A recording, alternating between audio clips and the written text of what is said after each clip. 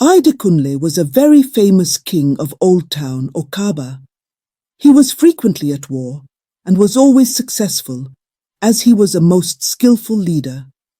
All the prisoners he took were made slaves. He therefore became very rich, but on the other hand, he had many enemies.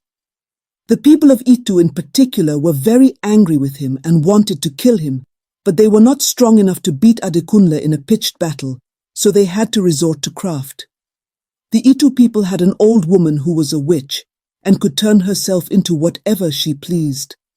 And when she offered to kill Adekunle, the people were very glad and promised her plenty of money and cloth if she succeeded in ridding them of their worst enemy. The witch then turned herself into a young and pretty girl, and having armed herself with a very sharp knife, which she concealed in her bosom, she went to Old Town Okaba to seek the king. It happened that when she arrived, there was a big play being held in the town, and all the people from the surrounding country had come in to dance and feast. Ifayemi, the witch, went to the play and walked about so that everyone could see her. Directly she appeared, the people all marveled at her beauty, and said that she was as beautiful as the setting sun when all the sky was red. Word was quickly brought to King Adekunle, who, it was well known, was fond of pretty girls, and he sent for her at once, all the people agreeing that she was quite worthy of being the king's wife. When she appeared before him, he fancied her so much that he told her he would marry her that very day. Ifayemi was very pleased at this, as she had never expected to get her opportunity so quickly.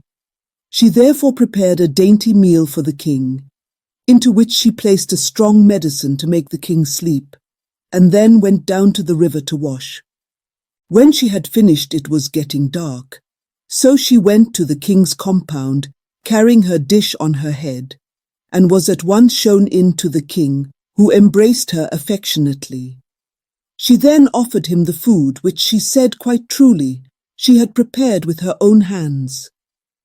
The king ate the whole dish and immediately began to feel very sleepy, as the medicine was strong and took effect quickly.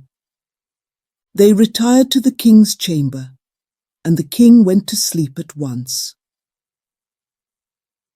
About midnight, when all the town was quiet, Ifayemi drew her knife from her bosom and cut the king's head off.